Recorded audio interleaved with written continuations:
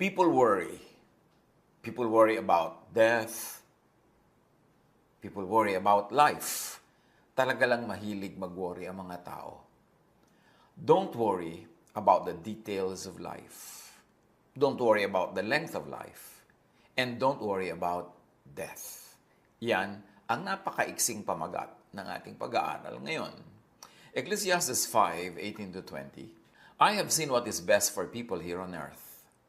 They should eat and drink and enjoy their work, because the life God has given them on earth is short. So si Solomon, sa kahinaba-haba ng kanyang napakatalinong buhay, ay may mga naipong mga karunungan na iniwan sa atin sa Book of Ecclesiastes, among others. Kasi sinabi niya, ang pinakamabuting gawin ng tao, na habang nabubuhay sila sa balat ng lupa, ay kumain, uminom, at ma-enjoy nila ang kanilang ginagawa. Dahil maiksi lang naman ang buhay na ipinahiram sa atin ng Diyos dito sa balat ng lupa. Sayang ang panahon, ang buhay, pag inubos sa nega. Because what could be lacking in quantity, kahit hindi ganun kahaba ang buhay sa gusto ng marami, we can compensate in quality. Dapat hindi lang quantity time, kundi quality time ang buhay. So ang sabi ni Solomon, enjoy food and drink, which really means enjoy simple, basic, affordable, attainable pleasures. Pag sinabing food and drink, pwede yung literal, pero pwede mo rin basahin metaphorically na yung mga kaya mo, afford mo, mga simpleng bagay na nakaka-enjoy din naman, huwag mong kakaligtaang enjoyin.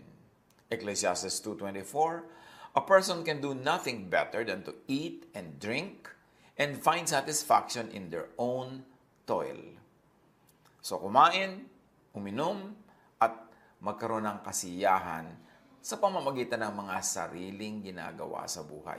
Hindi yung ginagawa ng iba, hindi yung ipinagmamalaki mo achievement ng iba, hindi umaasa ka sa food and drink ng iba, yung sarili mong mga pinagsisikapan, yun daw ang dapat mong enjoyin. At sabi niya, this too is from the hand of God. Yung ma-enjoy mo yung ginagawa mo, dahil maraming tao nagtatrabaho pero hindi nila na-enjoy ang kanilang ginagawa. So para hindi mo bantayan ang buhay, hindi mo antayin o iwasan o katakutan ng kamatayan, maging busy ka sa pag-enjoy ng buhay. Yung mga simpleng affordable, enjoyin. Kung hindi mo kaya yung mga mamahaling enjoyment, at enjoyin mo ang trabaho mo.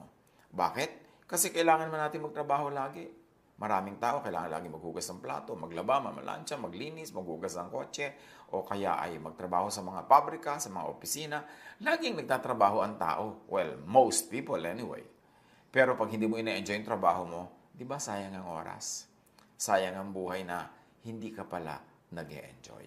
Dahil kailangan din naman magtrabaho, so kailangan enjoyin ang trabaho.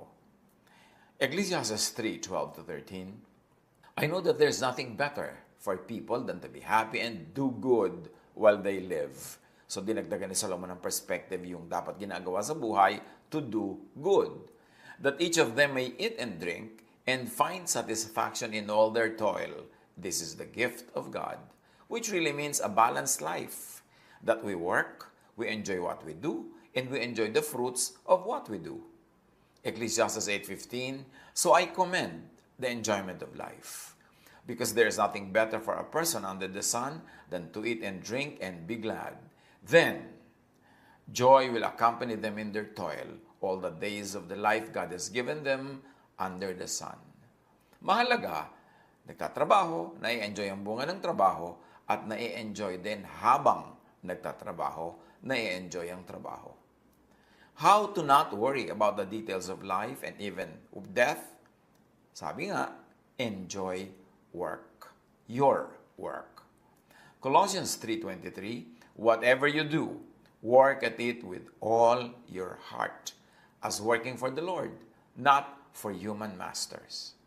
Isa daw yan ang sikreto ng kasiyahan sa buhay, na dahil nasisiyahan ka, hindi mo na tuloy nababantayan ng oras, hindi ka naiinip, hindi ka rin naman nasosobrahang bilis sa buhay, hindi ka natatakot, hindi ka nagkakaroon ng oras na mag-isip ng mga kamatayan at mga kinakatatakutan ng tao, kasi ay preoccupied ka with enjoyment and happiness.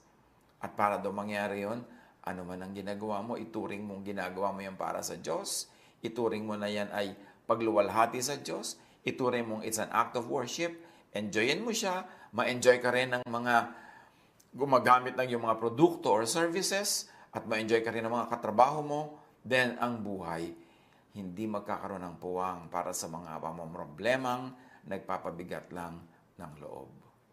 So work not only for income, to please and glorify God. That's what you should do. Work to please and glorify God by working and living as you were designed. How can you do what you do as if you're doing it for the Lord? Only when you are doing your work according to your giftedness, according to your talent, according to your God-given nature. Kung paano ka dinesign ng Diyos, pag yun ang ginagawa mong trabaho, nag-e-enjoy ka, para ka lang naglalaro at hindi ka parang nagtatrabaho. Ngayon, kung nagtatrabaho ka, tapos para ka naglalaro, tapos kumikita ka pa, di lang napakasarap na buhay. Ano man ang ranggo mo, ano man yung trabaho mo. Ang enjoyment sa trabaho, hindi kung ano ang trabaho, kung ano ang ranggo, anong posisyon. No. Ang enjoyment is kung bagay ba yung trabaho mo sa gift sa'yo ng Diyos, sa talent sa ibinigay niya, sa skills, sa personality ibinigay sa'yo. So work to enjoy the fruits of work and to enjoy the work in and by itself. Yun ba parang kahit hindi ka sweldohan, feeling panalo ka?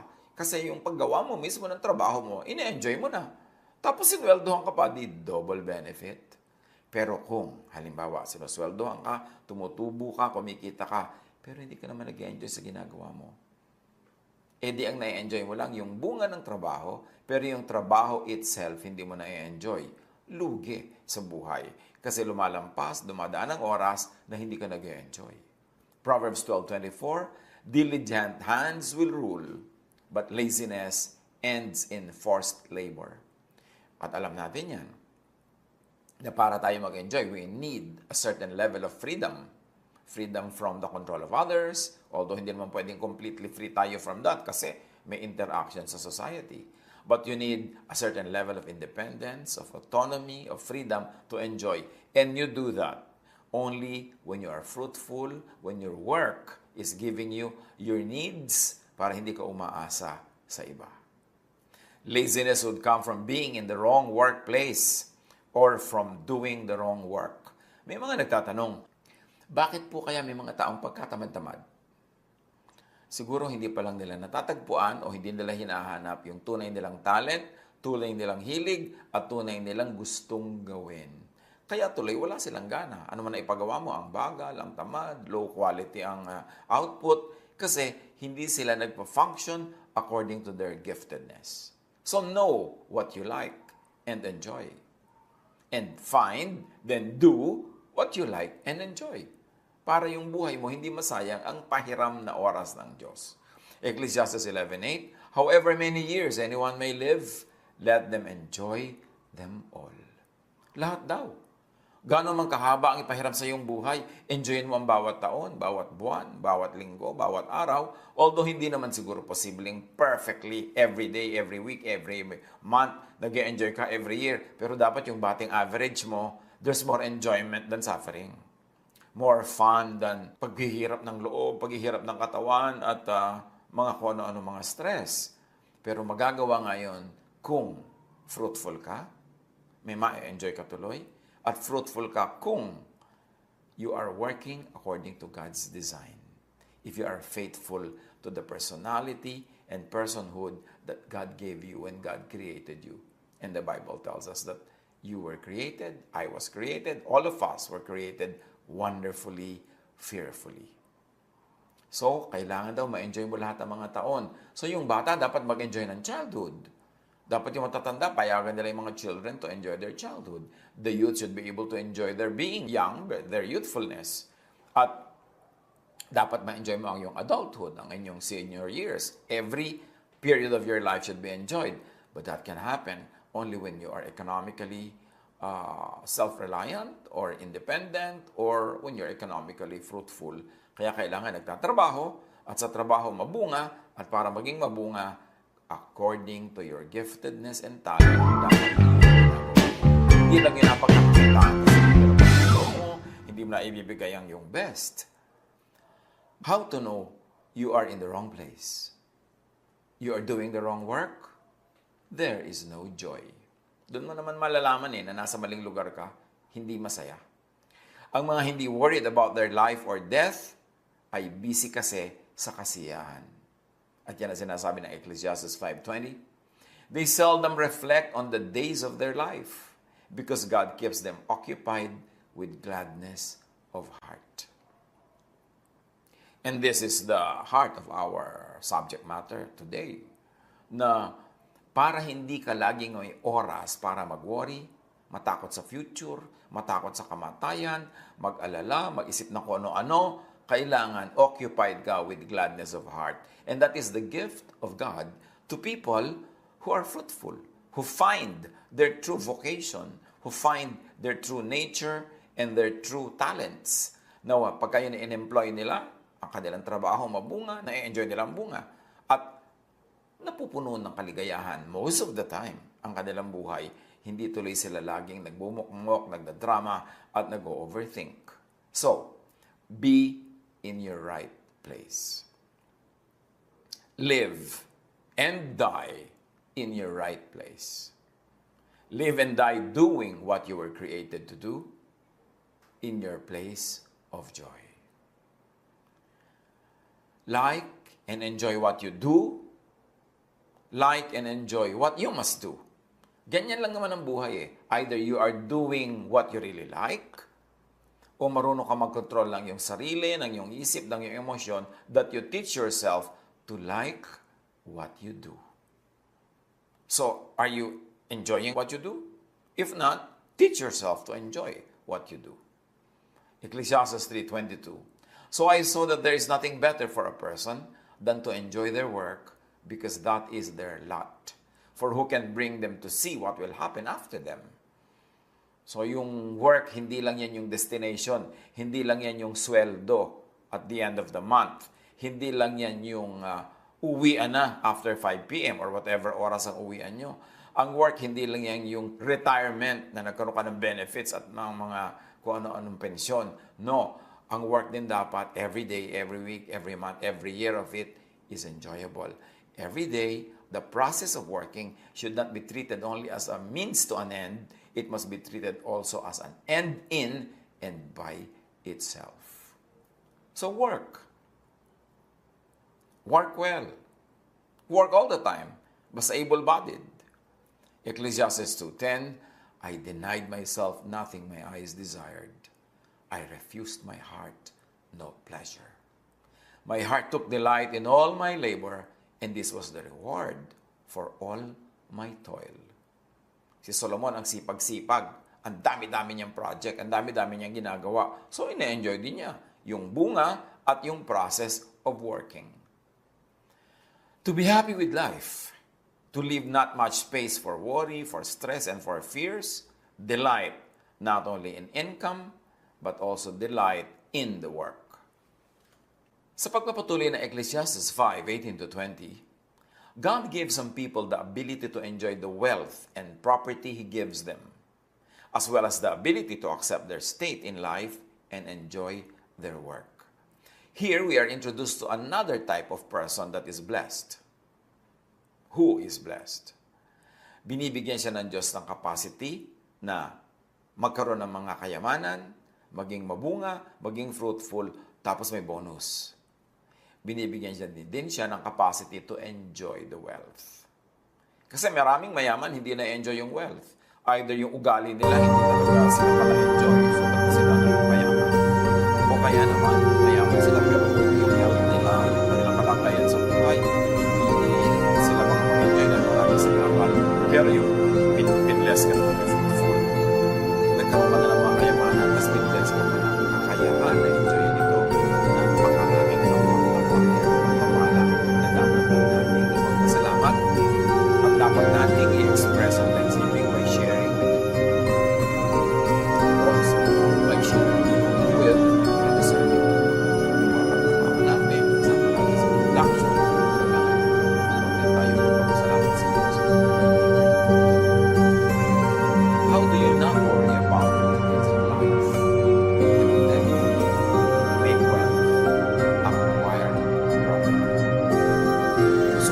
maraming conservative religiosity, pinamasama yung may wealth ka, may property ka. Pero ang Diyos na nagbibigay ng lahat ng yan. The earth is the Lord's and everything.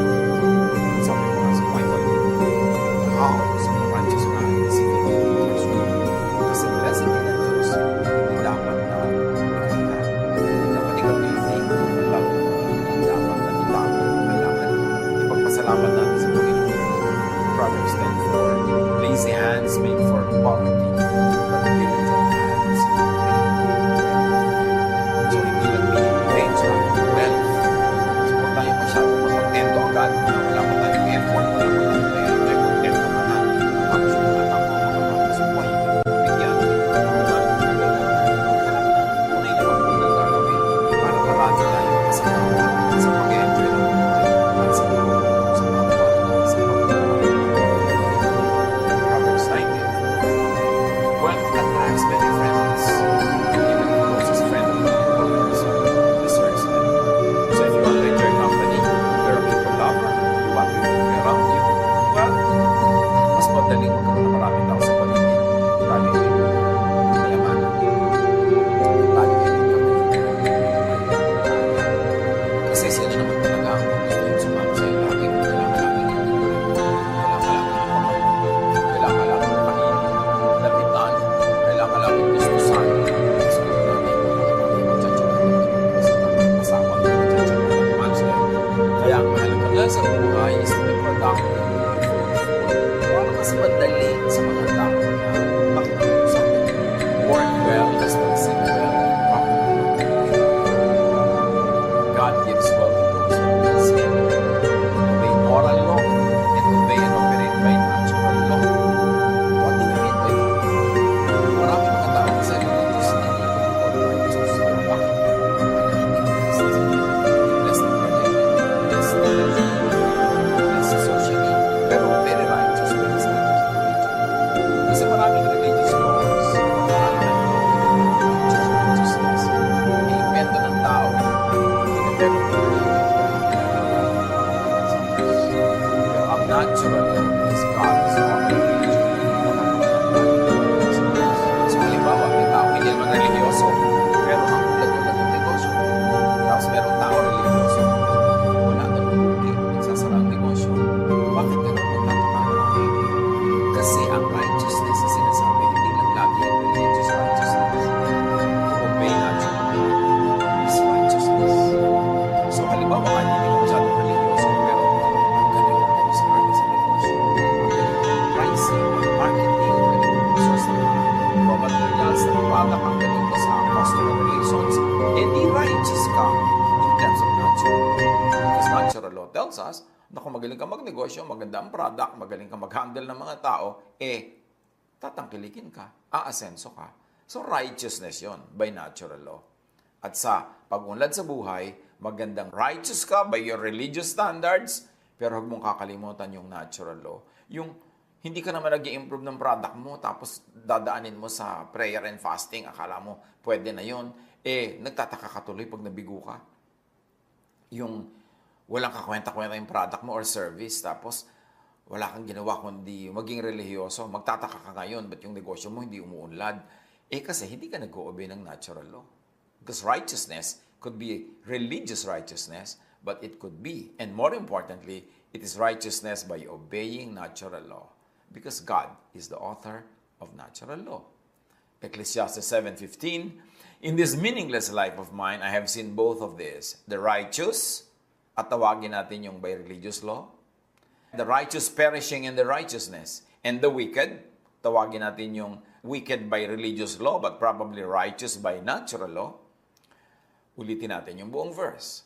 In this meaningless life of mine, I have seen both of this, the righteous perishing in their righteousness, and the wicked living long in their wickedness. I-apply natin yan sa negosyo, i-apply natin sa mga pinagagagawa natin sa buhay.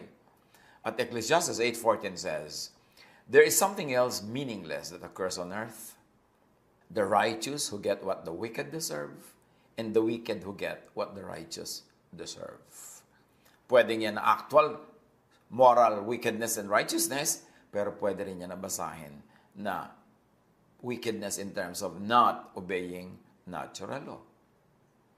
How do you not worry about the details of life and even not to worry about death because you don't have too much time to talk about it or to think about it?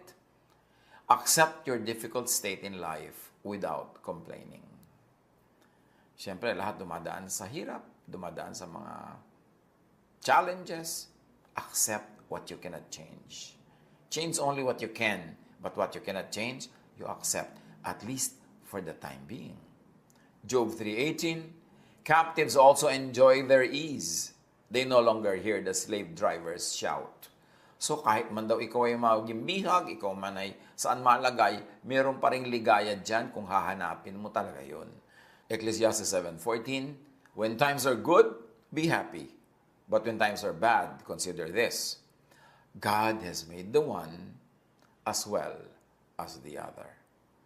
So para hindi ka masyadong nagsesentimiento, nagmumukmok, natatakot, nai-stress, nag-overthink, kung good times, mag-enjoy. Kung bad times, hanapan pa rin yan ng may enjoy at yung hindi mo maiiwasan, tanggapin ang nangyayari, huwag labanan ng labanan kung hindi naman kayang palitan.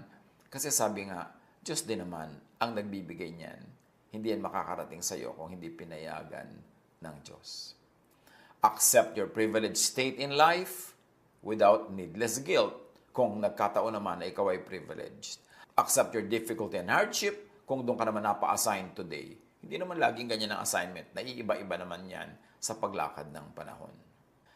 Ecclesiastes 5:20, yung daw mga taong blessed, they do not worry about how short life is because God keeps them busy with what they love to do. Paulit-ulit yung tema that you do something but you love it and therefore you are happy, wala ka masyadong time for drama. Be and keep busy doing what you love to do. Pagtatanong ko minsan yung iba, paano yan yung trabaho ko po, hindi ako enjoy. Gumawa ka ng paraan na makawala sa trabaho na yan, maghanap ka ng ibang trabaho, mag-imbento ka, o mag-self-employed ka, o kung talagang hindi mo maiwasan yan, at least for the time being, turuan mo ang sarili mong tanggapin yan, enjoyin yan, at maging masaya ka.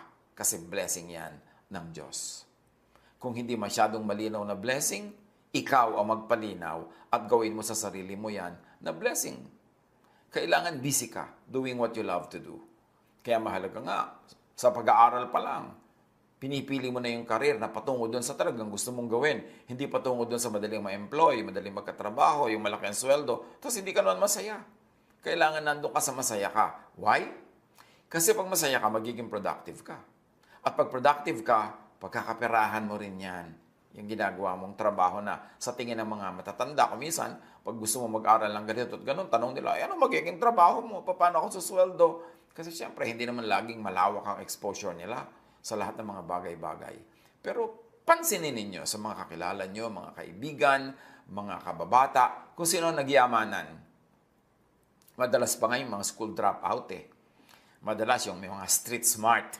No? Tapos yung madalas yung mga honor-honor. Well, nagkakaroon naman sila ng trabaho, nagkakaroon naman sila ng vocation, pero hindi nagiging outstandingly tipak ang kita nila.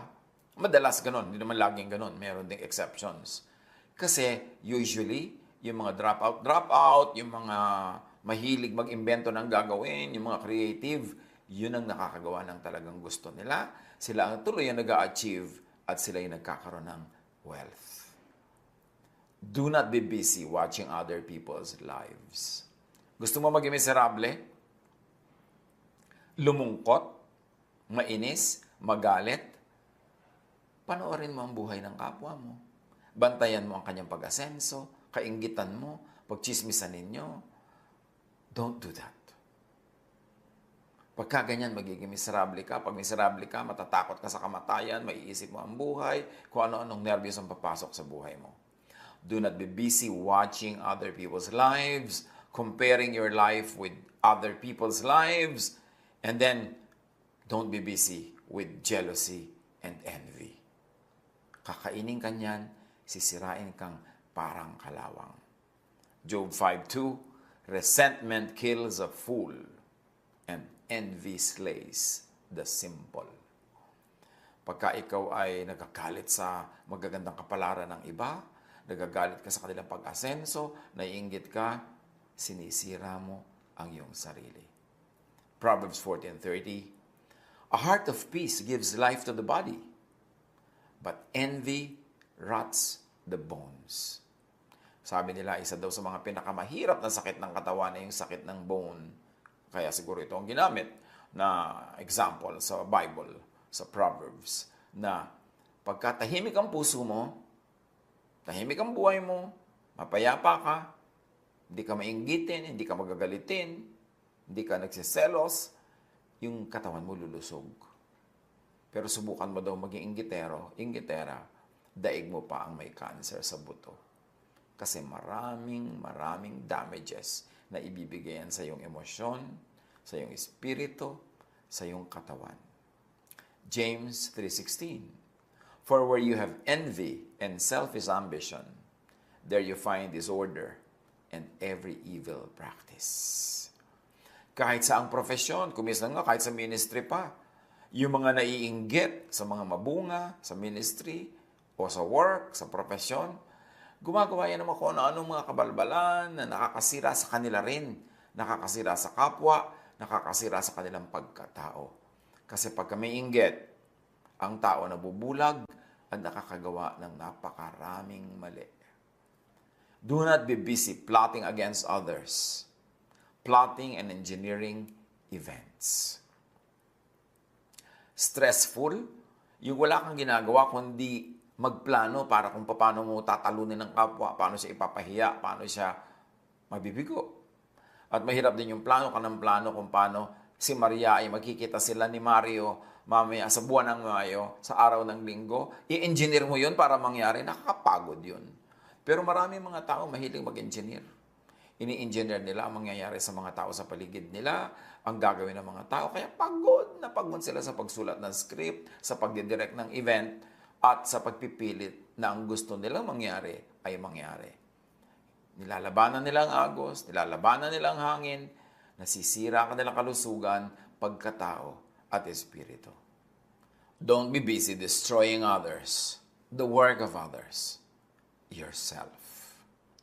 Ecclesiastes 4:4, and I saw that all toil and all achievement spring from one person's envy of another. This too is meaningless, a chasing after the wind. Napakarami daw pagpapagod, pagsusumikap, pagpapagal, dahil ang inggit sa kapwa at gustong madaig ang kapwa. Kahit na masira pa siya, kahit na iba pa ang ginagawa niya, hindi yun talagang gusto niya, pero makakumpit lang, mapanalo lang, matalo ang kapwa, kahit na pati sarili, madamage. 1 Timothy 6:4, they are conceited and understand nothing. They have an unhealthy interest in controversies and quarrels about words that result in envy, strife, malicious talk, evil suspicions. At ang particular case in point dito, mga religious people na nag-aaway-away, nagsususpecha sa isa't isa, mahilig magtalo-talo, maggulo-gulo, nakakasira sa kanilang sarili, sa kanilang ministry, at sa church. Do not be busy with idle talk. Yung ang daming oras mo, nauubos ka text, ka i-Instagram, yung ang daming oras mo nauubos sa walang kakwenta-kwenta mga usapan, walang kalatoy-latoy na mga topic, dapat hindi ginagawa yan. Sayang ang oras. Maiksi ang panahon. Huwag sayangin sa idleness. Ecclesiastes 5:6, do not let your mouth lead you into sin. At sa Proverbs 10:14, sabi, the wise store up knowledge, but the mouth of a fool invites ruin. Pag foolish ka, lusang iyong tang, napakadaldal, chismoso o chismosa, sinungaling, mahilig magdala ng mga gulo, at mahilig magkalat ng mga chismis, malapit ka sa gulo. At pag malapit ka sa gulo, malayo ka sa grasya ng Diyos. Do not be busy with evil thoughts and deeds. Proverbs 15:26, the Lord detests the thoughts of the wicked. And Proverbs 4:23, above all else, guard your heart, for everything you do flows from it. How to not worry about the details of life, the length of life, how to not worry about death. Get a life. Kailangan meron kang buhay. Kaya ang ganda-ganda ng sinasabi natin sa Tagalog, mabuhay. Ibig sabihin, get a life. Have a full life. Yung madrama, makulay, masaya, maingay, masiglang buhay. Hindi yung para kang patay, buhay ka pa. And how do you do that? How do you get a life? Live your own life. Do not let people use your body for you to live their lives for them. Marami mga tao, they live under the control of others. Na hindi yung totoong buhay nila, ang pinapamuhay nila, kundi yung buhay ng iba na nagdidikta sa kanila. Ang kinakain nila, yung gustong kainin ng kapwa. Ang kanilang ginagawa, yung gustong gawin ng kapwa, na pati sila pinapagawa nun. So, anino ka ng iba? No, no, no. Live your own life.